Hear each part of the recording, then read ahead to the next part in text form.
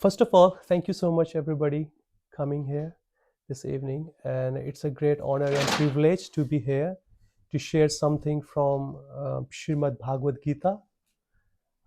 You might know this book is very famous, world famous as a holy book for any kind of a profession. If you want to be a good into that, please kindly read Bhagavad Gita. It's full of spiritual wisdom. It will answer all your question which you are seeking from millions of lifetime.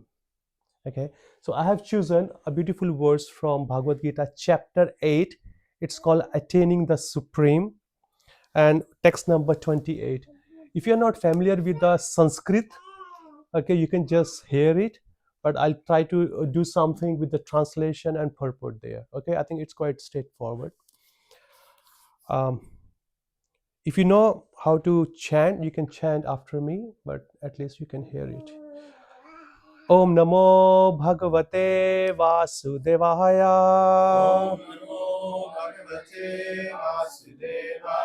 Om Namo Bhagavate Vasudevaya. Om Namo Bhagavate Vasudevaya.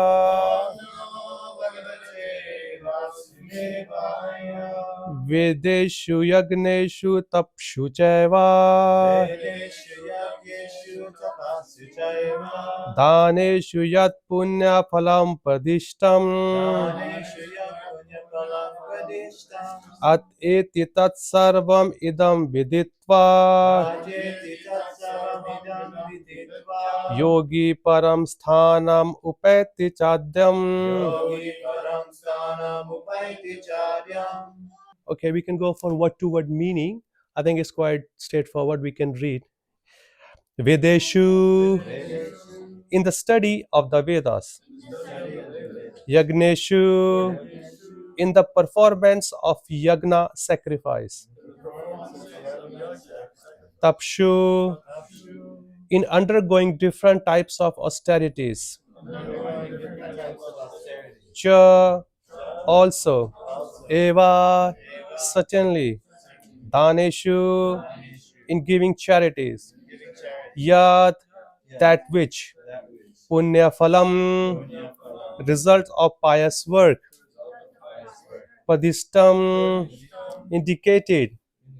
Atyeti, surpasses. Tatsarvam, all those. Idam, this. Viditva, knowing.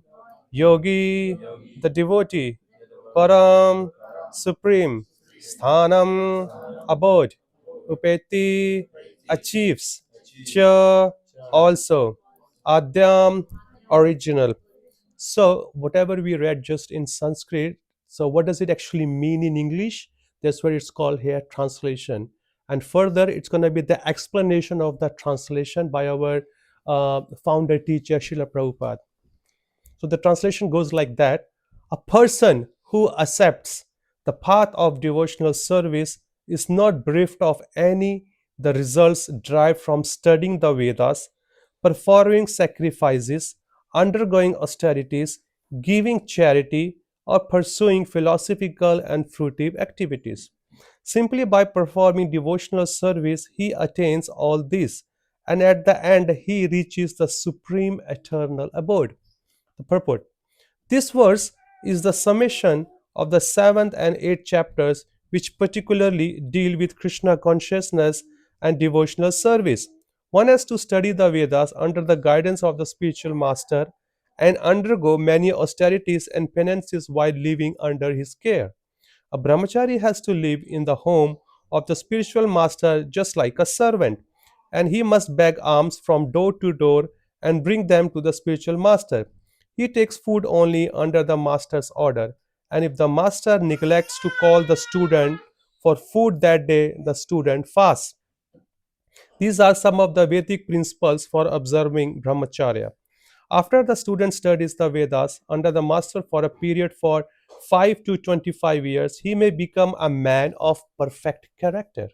Study of the Vedas is not meant for the recreation of armchair speculators, but for the formation of character.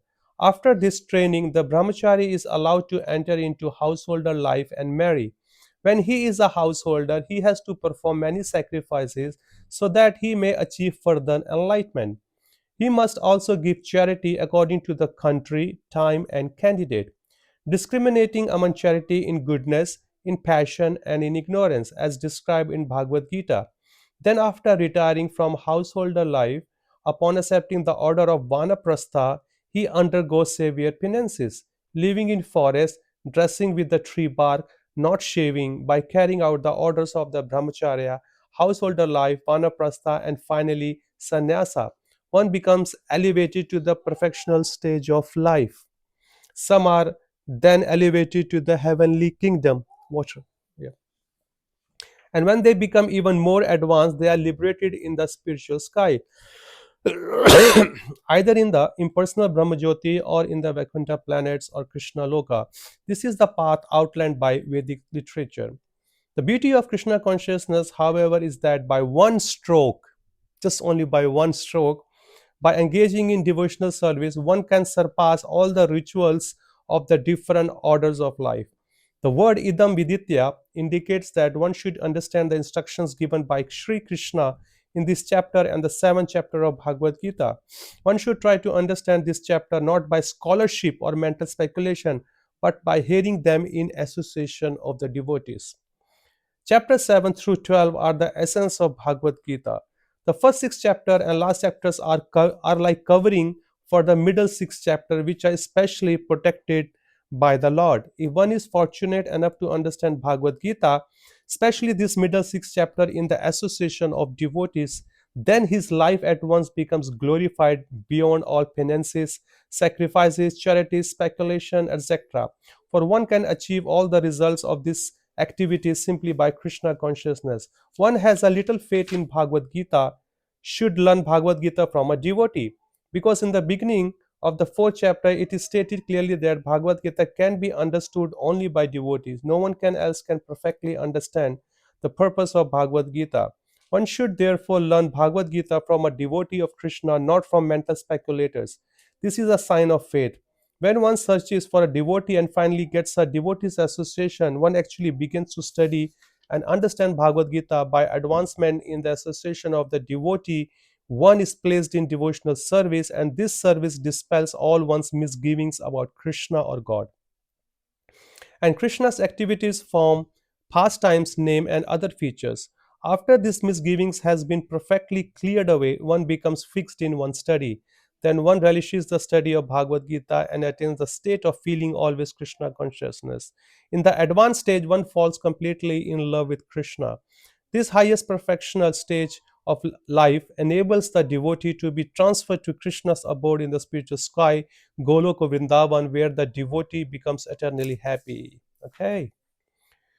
Om Jnanatimirandasya Jnananjanashalakya Chakshunmilitam Yena Tasmai Shri Guruve Namaha Shri Chaitanya Manobishtam Sthapitam Yena Bhutale Swayam Rupa Kadamayam Dadati Swapadantikam He Krishna Karuna Sindho Dinubandho Jagatpate Gopisha Gopika Kanta Radha Kanta Namastate Tapta Kanchana Gaurangi Radhe Vindavaneshwari विश्वभानुसुते देवी प्रणमामि हरिप्रिये नमो विष्णुपदाय कृष्णपृष्ठाय भूतले श्रीमते भक्तिवेदान्ता स्वामिनिति नामिने हस्ते सरस्वते देवे गौरवाणी प्रचारिणे निर्विशेष शून्यवादी पश्चाति देशतारिणे जय श्री कृष्ण चैतन्य प्रभु नित्यानंदा श्री अद्वैता गदाधारा शिवासादि गौर भक्तवृंदा हरे Krishna Krishna Krishna Hare Hare Hare Ram Ram Ram Hare Hare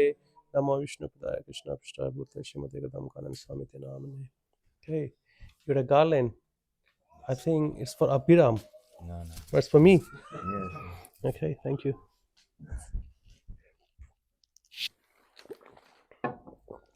Okay, so such a profound and such a very informative shloka or the verse which we have chosen today to speak upon. Whatever you just heard, that was all Vedic style. And no matter which country you come from, which religion you come from, or which caste you come from, which color you come from, and everybody was following it very strictly. Because in Vedic scripture especially, there is a descriptions of the duties about being a human. Okay, it's been said the human, like this form which we got here, human form, whether it's a male or a female, it's been designed into four categories. It's been said the human's supposed to live for 100 years at this day and age. Okay, and it's been categorized into four sections. First 25 years, then 26 to 50 years, then 51 to 75 years, and 75 to 100 years. So in this stage of our age, okay, different duties are been there to perform. What do we do when the kids are young? Like we have got here, Biram is here. He's just going to be a completely 1 year just next week. Okay, but now this is a time for him to study, to learn many things from his parents, from the outsider, from the neighbors, from the society, especially from the school, because it's been called student life. And in Sanskrit, this life is called brahmacharya life, means celibate life, where you control your senses and you focus to have a good character, whether you are a male body, whether you are in female body. In both body, what do?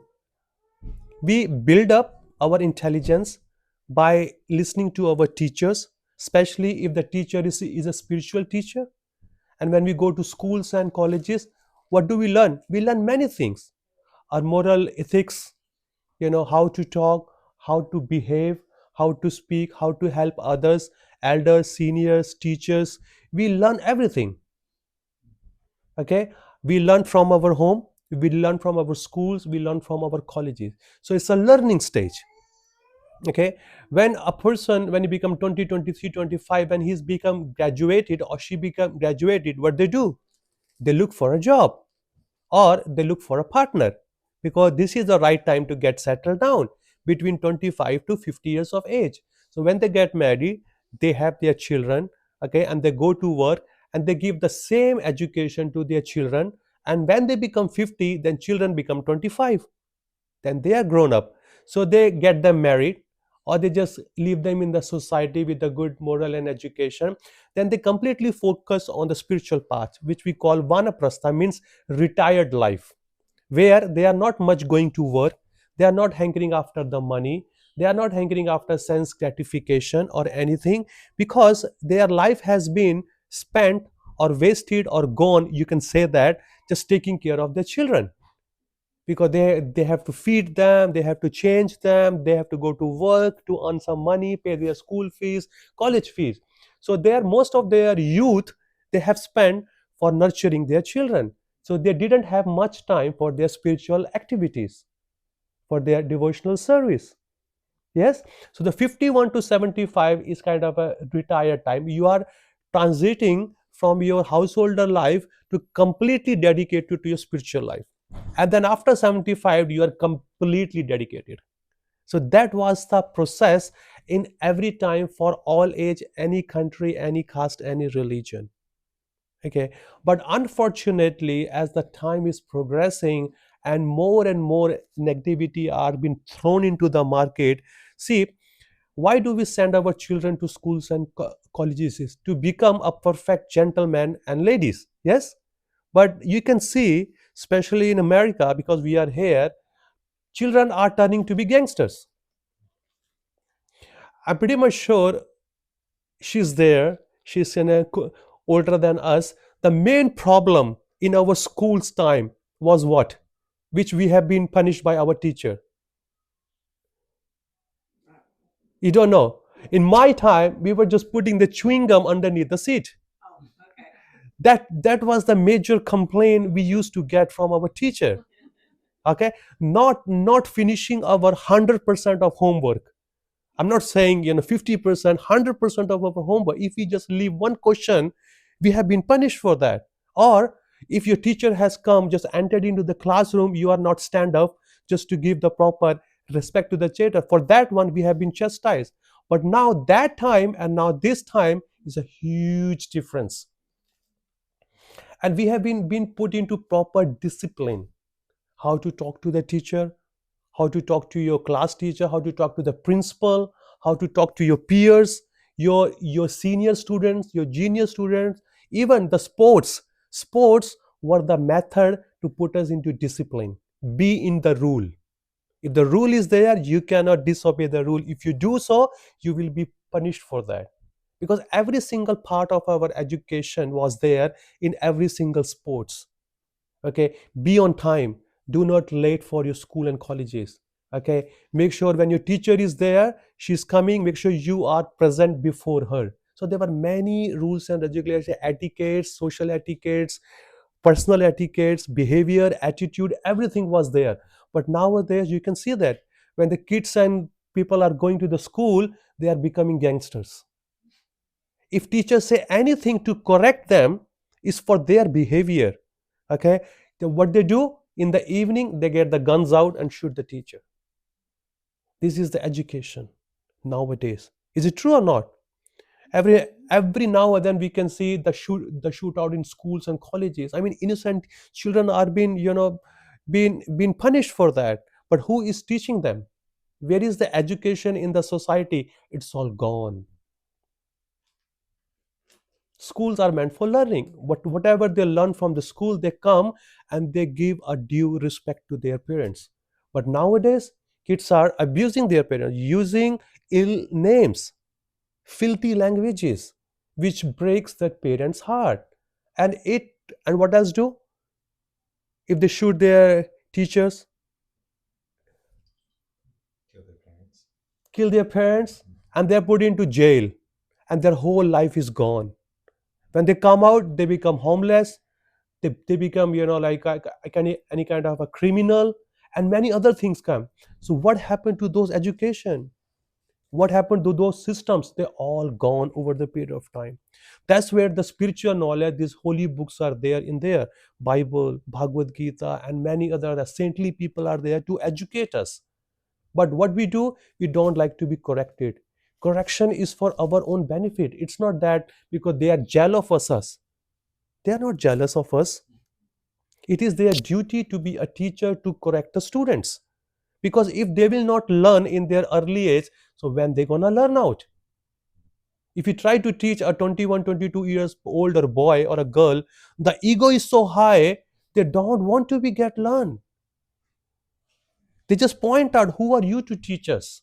We know what we have to do. And they put themselves into trouble.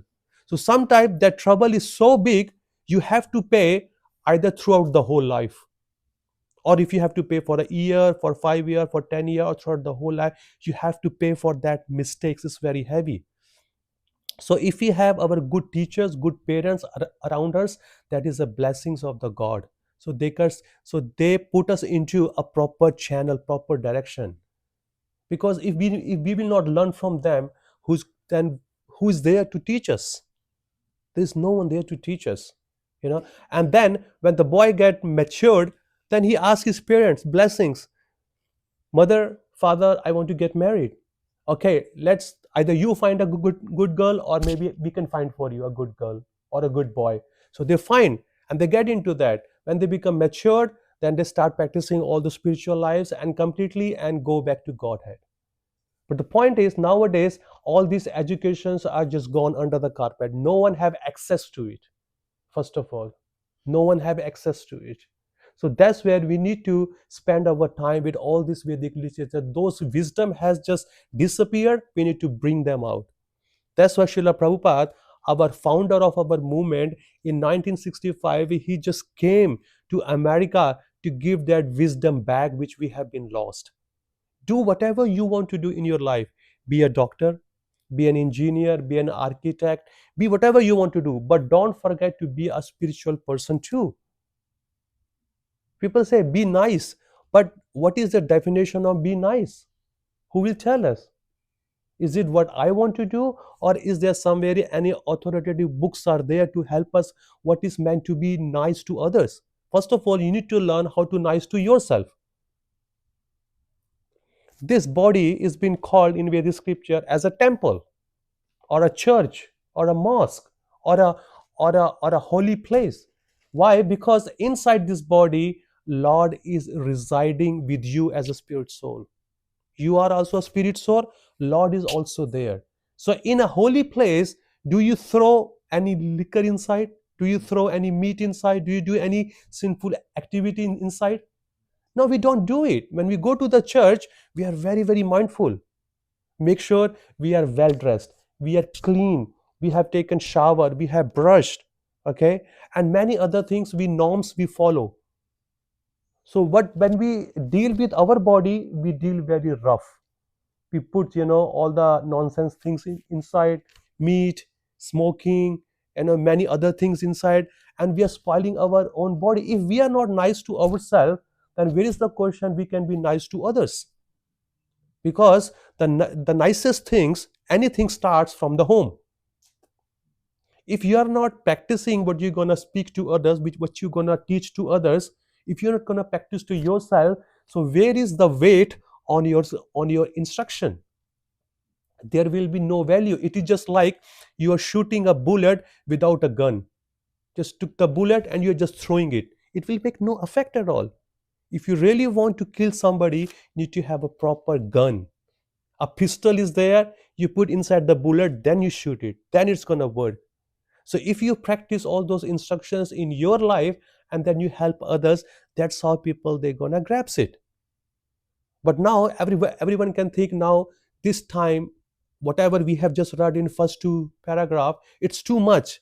So that's why this Krishna consciousness knowledge has been taken up in a very simple way, that look, first of all, your childhood has gone into mischievous activities.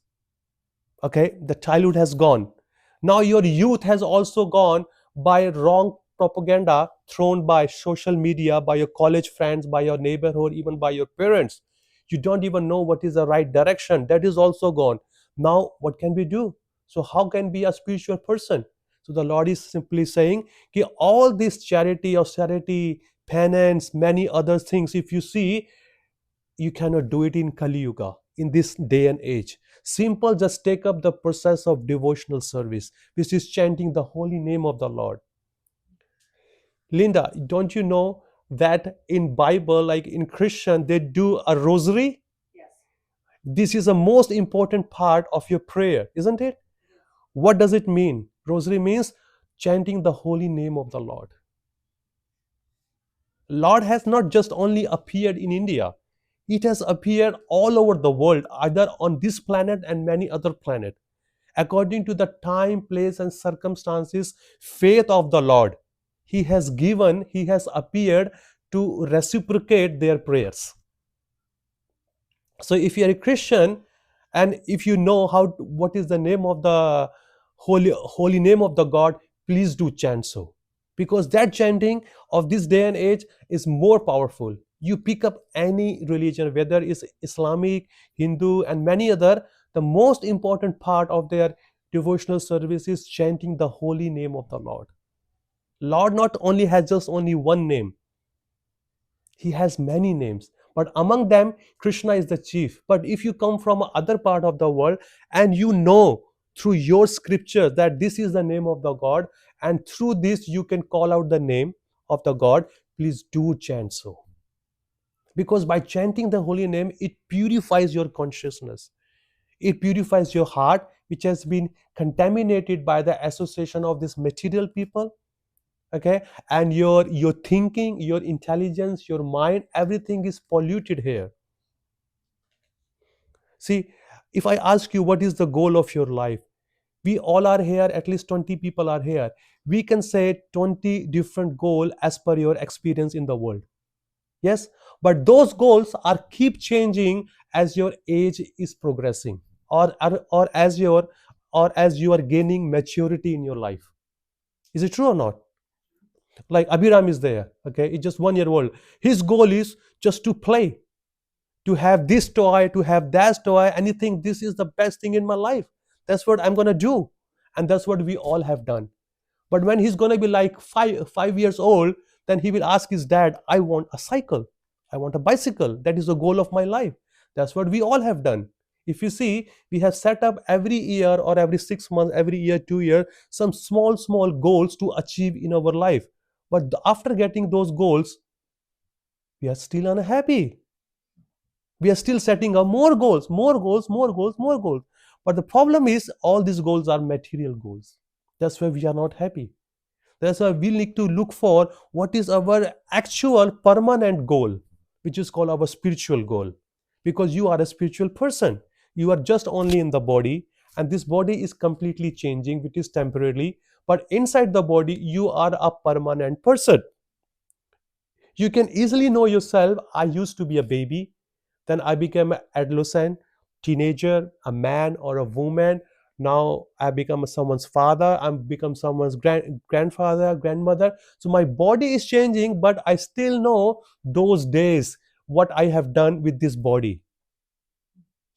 But that is your real identity. So if you are a spiritual person, then you need to act on a spiritual level, but not completely, because you also having this material body. This material body has some needs. It has to be taken care, it has to be fed, it has to be slept on time, and many other duties has to be performed. So we need to perform both duty, material duty and spiritual duty, simultaneously. But at the end of your life, when you are getting older, then you have to completely switch over from your material activity to spiritual activity.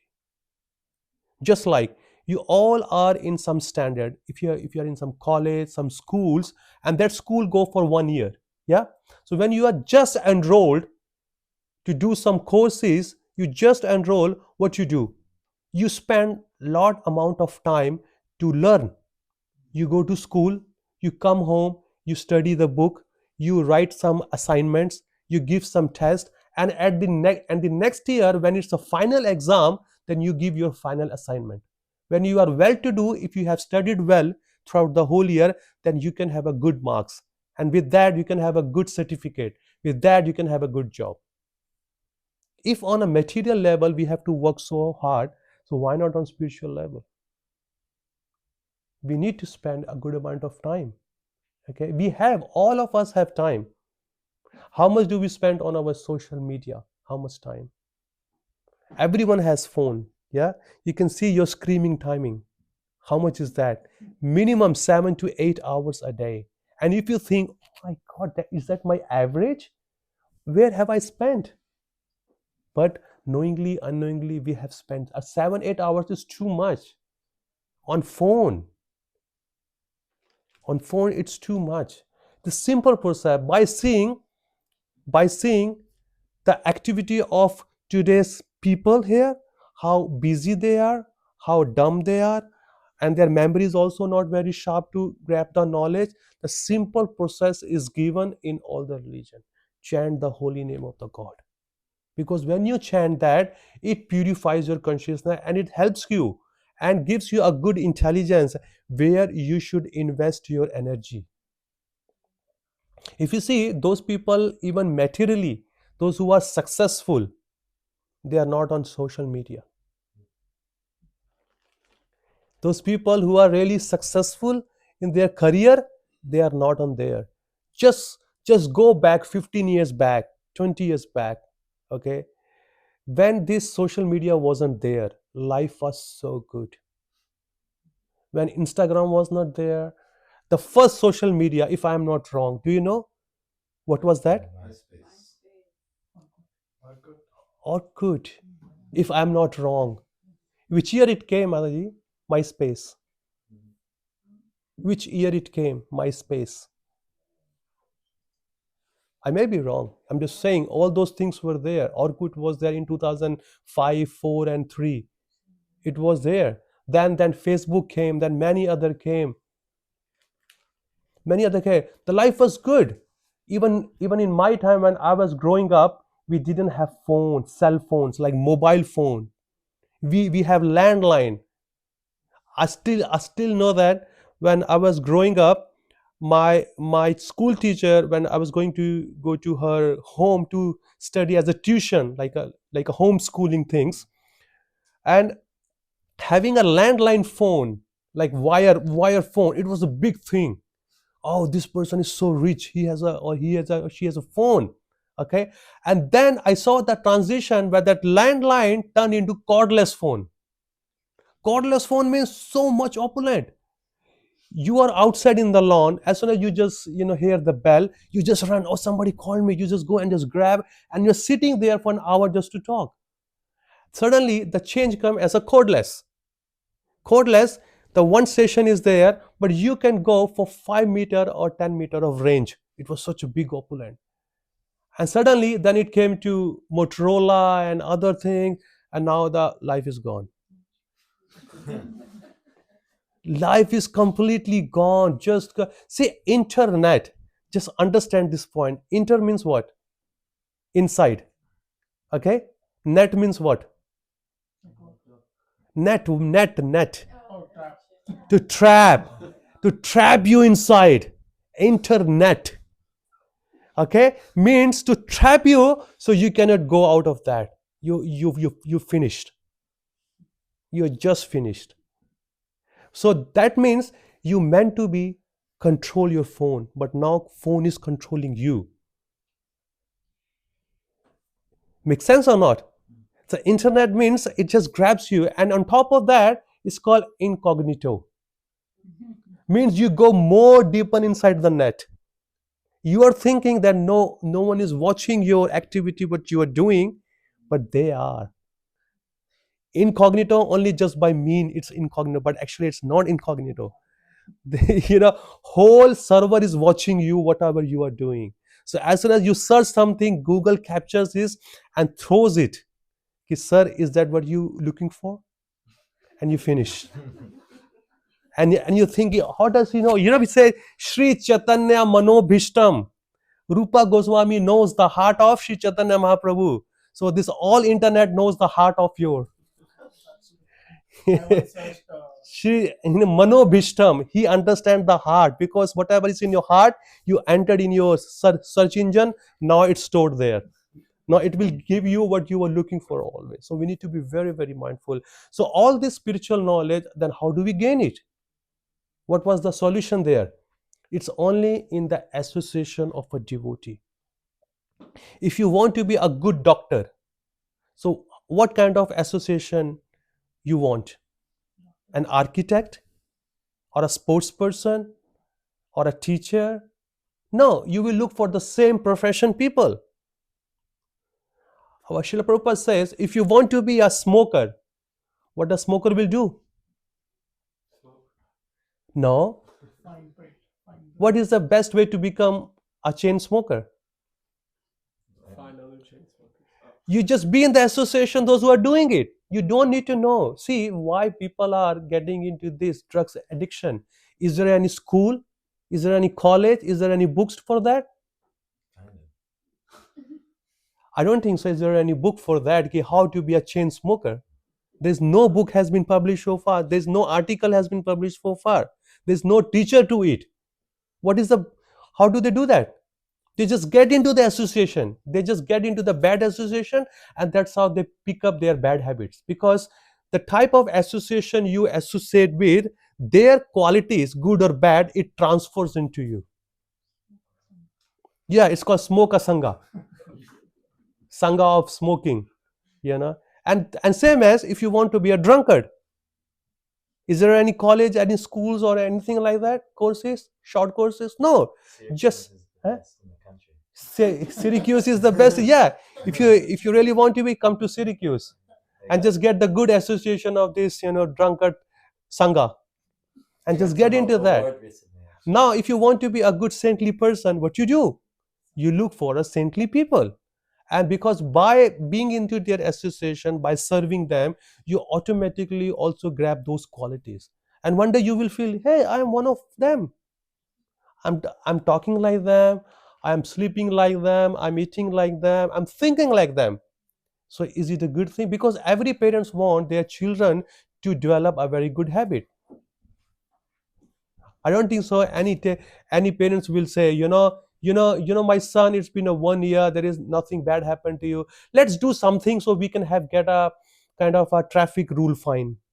Let's go outside, just violate some rule. No, We always want, we are in a safe, we are in peace and harmony.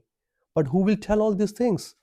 Until unless if we are not associating with the holy book, with the holy person, then our path is very, very hard. It's full of thorns. This material world is full of thorns. Every step we are just taking out is always pricking us, giving us hard time. Whether our own mind, our own body, or outside people, or society, or a government, everybody is there to harass us. Then where we gonna get the relief? Who is there to give us a good guidance? You just go outside, just ask something. People are there to put you into trouble, and they enjoy that. If you are thinking that if you are in trouble, and if you put those trouble on your social media, on Facebook or Instagram, and you feel that I'm going to have some kind of a what do you call, compassion, or some kind of things from solace from others, forget it. People are praying you get more trouble, because when they see others in trouble, it gives them a subtle pleasure. At least I cannot enjoy my life, thank God he's worse than me, he's in a worse situation. There's no one there outside who's going to guide you properly. So only the saintly people, the devotee of the Lord, they only have a genuine compassion upon you. Even though in Srimad Bhagavatam it's been said that these kind of saintly people, they put themselves into trouble. Means traveling is a lot of discomfort to the body. Driving 4 5 6 hours, flying 4 5 6 hours in a plane. But what is the purpose? Why do saintly people go through all these troubles? Because they want to protect the genuine soul outside. Because their messages are open for everybody. They give access to everybody. But those who are genuine soul, not very conditioned, not very contaminated, not very crooked by their nature, they can easily grab those knowledge, and they appreciate that, because everybody wants to enhance their life. Why do we spend so much money on our body to groom it? So we can look beautiful. Yes, but who is going to groom as a soul? That part is being neglected. Our Vedic scriptures gives a beautiful example of a parrot. A parrot is in a cage. Okay, you don't feed the parrot, but what you do, you start feeding the cage. You polish the cage with a gold or a silver. Okay, you put some lights around, you do all kind of a fancy things, and you tell the parent, look parrot, we have got such a nice golden cage for you, a nice couch, nice fancy LED lights, so you should be happy. Do you think he'll be happy? Why? Because he's hungry. Or top of that, his freedom is been snatched. You have taken away his freedom. He doesn't want to be in there, he wants to be free. That's what we do. Mom, why do you put me into the time that I have to be here before 9 o'clock? I want freedom. I'm grown up. I'm a grown up boy, grown up girl. I know what's good for me, what's not good for me. And we can find out how much we have put into ourselves. Mom, 1 o'clock, mom, sorry, I'm in trouble. Can you please come and escape me? Mother says, I told you not to do that. I told you not to do that. You don't listen to me. Okay, next time I'll do so. Please, can you do now? That's what the saintly people do. They ask you not to do certain things, and you disobey their order. When you get in the problem, then you call them, Prabhu, Mataji, I'm in a problem. Can I speak to you for a moment? Okay. So when the solution is there, they do follow. But after 1 or 2 days or a week, they are the same person again. This is called conditioning. This is all conditioning. But no matter, still associate with the saintly people, because they are like a loving father. They are like loving mother. They are ready to help you. Okay, it is just a immature stage when people do so, because they know that okay, they are young. They're gonna do all sort of things. I have to tolerate, and plus they also have to learn by some experience eventually, because when they become mature and grown, so they're gonna do the same thing with their kids. And when the kids will do same thing to them, they will know I was also with my parents like that. Yeah. So that's how the learning is. So please kindly take the process very, very seriously. It's very simple process. No matter wherever you are, either you're in a school, you're walking, you are in the bus, you're cooking, you are cutting vegetables, you can chant the holy name within your heart. Or if you can chant louder, is much better, because others can also do. But I don't want you to scream that loud that you'll be sacked by from your job. You know, your boss will say, "Hey, something wrong, man. He just talking to himself all the time." Yeah. So we need to be act maturely in a such a way so we can maintain our material life and spiritual life, you know time, place, and circumstances. Okay, I'll stop here and see if anybody has any questions, so I would like to answer them. I just kept it very low because we have few new students over there. Can I have Stella first? Yeah, please, Stella. What's your like day-to-day routine as a brahmachari? What's my day-to-day relief as a brahmachari? Routine. Okay, the routine is, I get up early in the morning because I go to bed early. I have no partner, I have no job or anything, but still I have a job. My job is to educate people, so that's my job. It's not that I am jobless. Okay, in our movement we only hire, we don't fire. Okay, that is the only spiritual movement where hiring is there always, no matter how much you do. Firing is not there. It is the employee who fires himself or herself. Okay, I'm done because it's not working with me. So I just wake up early in the morning, I just get clean myself, and then I go to the temple. I do the prayers which we just did, and I chant my holy name for 2 hours, which we call 16 runs in a day. Then we worship Srila Prabhupada, and then we hear from the Vedic scriptures something, and we get engaged into our daily, whatever the services are there in the temple or in the church.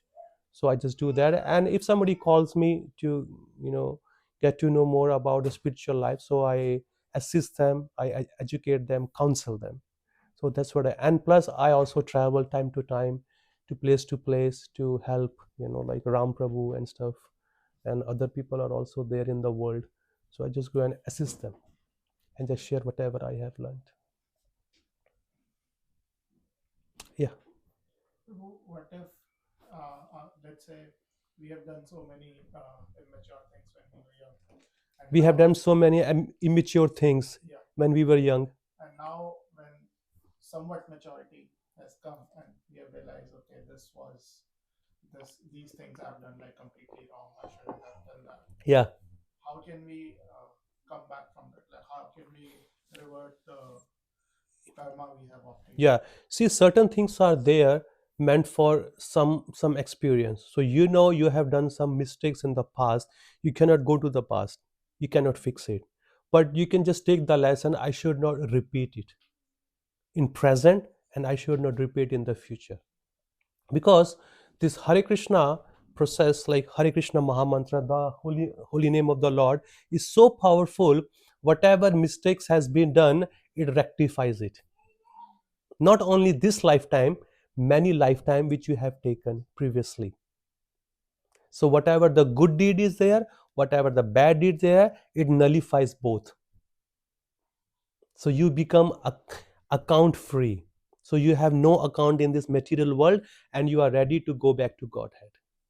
Because if you are traveling from one country to another country, and if you want to move out, because you are leaving your native country and you want to settle down in America. So it used to be like that, but I don't know if it's still there or not. You need to get a clearance from the bank, that do you have any loan paid or anything paid, or something, any debt to the government or to anybody. So when they say, it's called like, what do we call it, clarify, no, some certificates are there. So when you get, then you can move. But if you really want to go back to Godhead, so whatever your account is here, to take to somebody, give to somebody, if it's still there, you need to be here. But the beauty of chanting the holy name is there. It nullifies anything. Once you take up the process to worship Lord Shri Krishna, then you are not in debt to anybody. Because when you water the root of the tree, there is no point that you need to water every single leaf, because by putting water into the root, all the leaves are automatically been nourished. or nurtured. You don't need to go to every single leaves to do it. It is just putting some water into the root, everything is done. Krishna is the root for everything. Krishna is the root for everything. He's the origin. That's why he's been called Adi Purusha. Adi means original person. The original person. Aham evasam evagre means before any creation, before any annihilation, before any maintenance, I was existing. Through me, everything has come. So once you worship that person, then everything is okay. But who can give that great insurance in this material world? No one. That's why spiritual life is very, very important. So once you take up the spiritual life, Krishna takes care of all your bad deeds, whatever you have done, he just cross them off. Don't worry. You don't need to, see all those things. It is a beauty. What about uh, the feeling of guilt or regret? Yeah, it's good. It's a healthy feeling. Because if this feeling is not there, you will again do the mistakes. Okay, if feeling is there, yes, I feel very bad, I have done this in my life, so it will help you to progress more towards spiritual life. If this feeling is not there, then you will do it again. You will say, you know what, I have done it, but I don't feel anything, I should do it again, because there's no one there to punish me. But if you have done something wrong and there is a higher person comes, he says, look sir, whatever you have done, okay, I forgive you, but don't do it again. So you will feel in that to that person, yes sir, I promise you I will not do it. So that's how Krishna is. He's saying whatever has done is just you have done ignorantly because you were in ignorance. Okay, you did something because you didn't have the knowledge. Why people do sinful activity? Because they don't have knowledge, because they are in ignorance. If they are in ignorance, now they have been educated, you should not do it, so they will not do it. That's a healthy fear. Okay, that's a healthy fear. Like, like Madhav got his license now. Okay, now if he goes and hit somebody badly, and the person comes, police comes, and he says, "Ki, oh," and he says, sir, genuinely, I feel very sorry, I will not do it again. A person says, okay sir, we'll let you go now, but don't do this next time. So next time when he's on the road, he will feel that, I'm really in debt because that person forgive me, so I should be careful, I should not do it again. That fear is there because he can lose his life, he can maybe kill somebody else also, plus there is a fine to him, plus he will lose his car. Makes sense or not? So it's a healthy fear, because certain incidents in our life, they help us for the higher purpose. If we don't have those experience, then we will not be able to improve ourselves. Mistake is a part of life, but don't repeat the mistakes. You learn from it, you go ahead. What if the situations that you've gotten yourself in making mistakes for many years has entangled you in all kinds of results of your mistake, and you kind of have to face your mistake every day, Yeah, and you're like, well, this is the life I've chosen now. yeah. So what's So your that's why we need the guidance from the devotees. That's why this book is called guidebook, manual how to be human. Okay, so there are certain things as a human which we should not supposed to do. So if you can't read it, but those people who have read it, go and ask them that how should I protect myself and my family. So they will guide you as per the case, because it's not like black and white thing, anything is black and white. So when person just hear your case, how you are in trouble, by hearing you he will give some advice, then we follow, then we are okay. Because spiritual life, these Vedic scriptures are there in all stage of our life. Even though if we are going up and up in our spiritual progress, for some reason, for some bad habit, again we fall down, again spiritual life or spiritual knowledge, they help us to grow more. It's not they just throw you out. No, you were there one time, now you got down, now you are out of our life, out of our scene. No, it's not like that, because they understand. We human, we have been in this material world for billions of lifetime. We cannot even count how many times. Now, this lifetime, we are trying to go towards the Lord. So some problems will be there. Okay, some bad habits will pull us. You remember that you used to enjoy this bottle, come try again. You know that you used to watch this movie, you know that you used to get this play. So those thoughts, those senses, they will pull you back. So what you do, you says, yes, I used to enjoy that, but not anymore. So you cut all those problems with the knowledge, with the sword of knowledge. Okay, when you have knowledge, then you can say, yes, I did, I put myself into trouble. If I do it again, I'll be in a trouble, so better I should not do it. If you are strong, you will convince yourself. If you are not strong, speak to the person whom you think that he or she gonna help me. So by following their instruction, you are okay. To the spiritual master. Spiritual masters, or if he's not there, if anyone who is very advanced, and he's your good spiritual supporter, you just go and talk to them, because spiritual master won't be there with us forever, because he's traveling. He's just traveling. Or if you have access, you can speak to them via email, via phone, via messages. If you don't have access, you can take help from others. So that's why this community of spiritual people is required everywhere, because we need to. If you see the kings in older time, he doesn't make the decision himself alone. He always keeps some ministers who are experts in military art, who are experts in Vedic scriptures, who are experts in other sections also. So if he has to make any decision, he just asks us, sir, now the other state has going to attack on us. So what should be our strategy? Because they are so expert in their field, they can say, sir, what you should do. They have this much foot soldier, they have this much guns, they have this much bombs, we have this much. So better we should say sorry, or because we are powerful from them, we can attack on them. So everything is there, checklist is there. Okay, any questions? He's got one. You asked me. Okay, what should we do now? If What it's time is it? uh, it's nearly 8 o'clock. 8 o'clock. We should take a few more questions. Okay, So you must ask a question. for five to 10 eight. minutes. Yeah, 5 to 8 is there. Please. How can we realize that we are still not making any immature decisions or immature? How do we realize that still we are not making mature and immature decisions? Like, suppose we are reading, we are chanting, Yeah. we are doing everything, but unconsciously or consciously we are still Simple thing. If you are happy,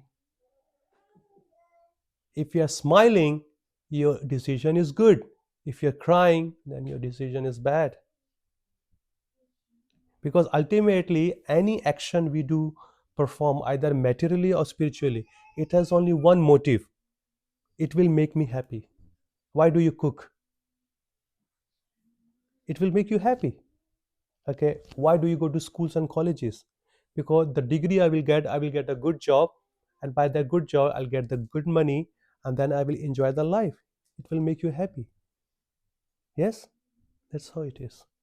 If there is a satisfaction is in your heart and a smile is on your face, that means your decision is good. But ultimately, those decisions has to be aligned with the Vedic scriptures.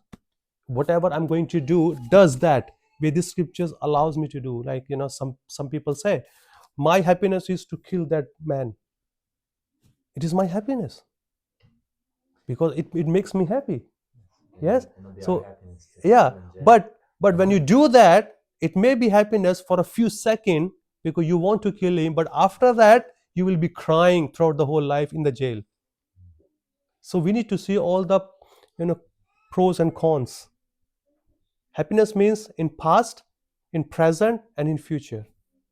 So that's where this scriptures is there. You make the decisions of your life in a such a way that you will not regret in the future. So those spiritual life, taking up the spiritual life is not a regret. It is the best part of your life. You may struggle in the beginning because you are not used to do that. Like, none of us want to go to school. We always had a fight with our parents. Okay, no, I want to play, but parents, they force us to go. Yes, true or not? No, you have to study, you need to give your exam, you need to pass. So much pressure on our head. But that time, because from immaturity point of view, we didn't like it. But now, when we are matured, we can see, oh man, yes, if my parents wouldn't be pushed us to do that, otherwise I'll be just rotting on the street like a beggar. For a higher purpose, there are some austerities are there. Studying, writing exams, assignment, for what? For a better future. Why the students are there? Why they are going to school, paying so much fees, and assignments day and night, writing. What for? Are they happy? Ask them. They are not happy. They are completely frustrated. But for the long process, for the future, it is good. Makes sense? So we need to check from everywhere. If we are immature, it says in Vedic scriptures, if you don't have intelligence, you can borrow the intelligence from others. What you do if you don't have intelligence, which schools and colleges to go, what you do? You borrow. How do you borrow? Ask someone. Yes, you ask your friends, your known, or you search on internet, and you ask many other people, is this university is very good, teachers are good, facility is good, so then you go into that. That's how it is.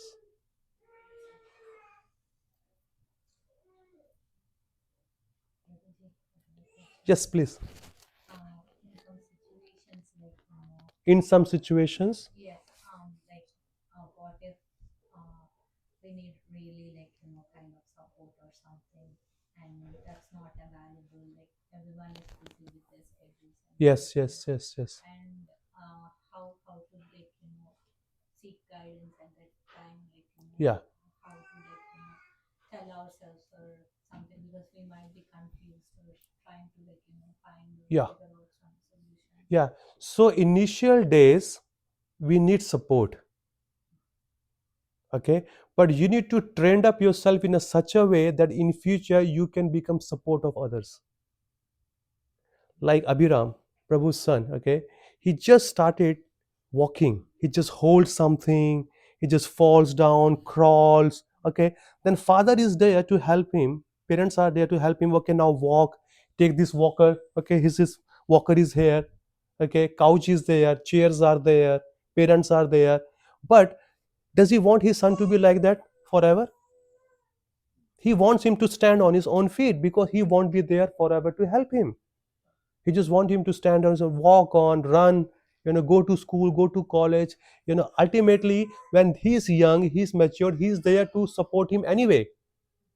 Material education, spiritual education, music education, how to drive the car, how to ride the bicycle, how to ride the bike, many other educations he will give. Why? Because he knows in future he won't be there to help him forever. Like you got trained so well by your parents how to dress, how to clean, how to talk, how to make the decisions of your life alone by yourself. In the beginning we learn, but by learning we become self dependent.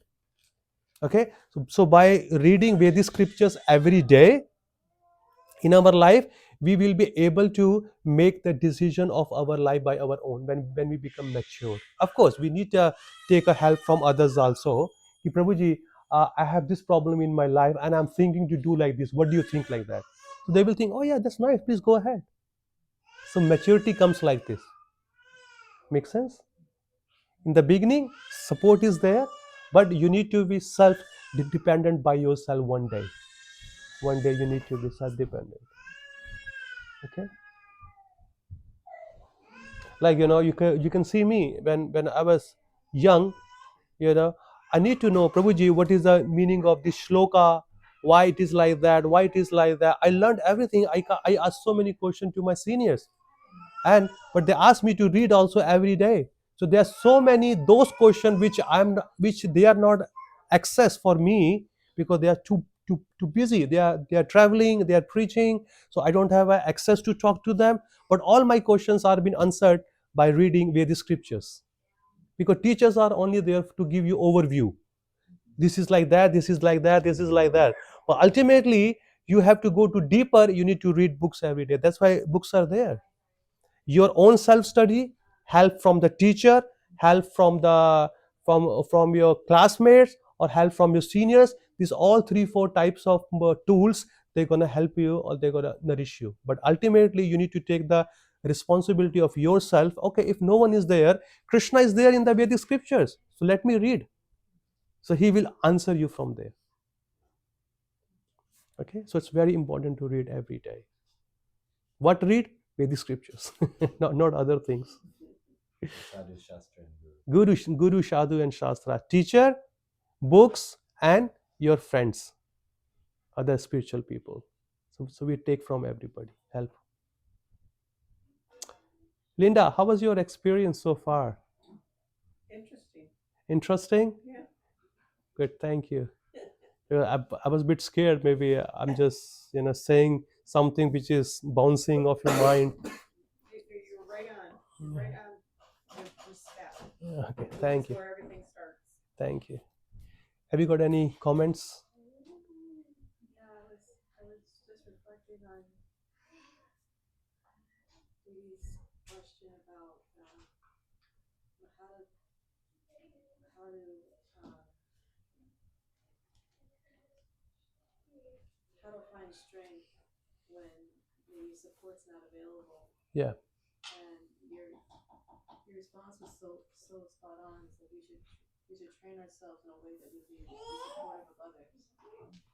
And I was recently reading some purports of Srila Prabhupada, and I kept noticing that he kept stressing for the neophyte devotee, for the person who's poor fund of knowledge. Yeah.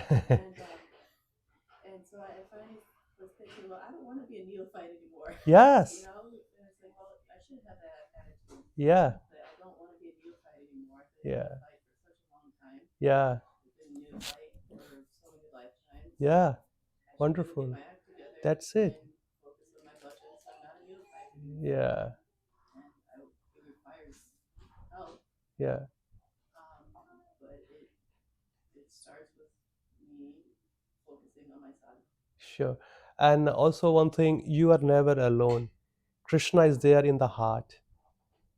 So if you need support, he will provide you by any means. So you are never alone. Do not think you are alone. A jiva is never alone. Top of that, because he's in the form of Vedic scriptures. You have so much access. You have so much access. Phones are there, laptops are there. And you just open and just read books. All the things will be answered to you very easily. Okay. Sorry, I forgot your name. Jessica, you said? Yeah, yeah. Laura. So how was that? Did you learn any takeaway from our session? I can't hear you. I definitely did. Okay. Just how to find my path. Yeah. So what was the most striking thing that you heard from today's words? I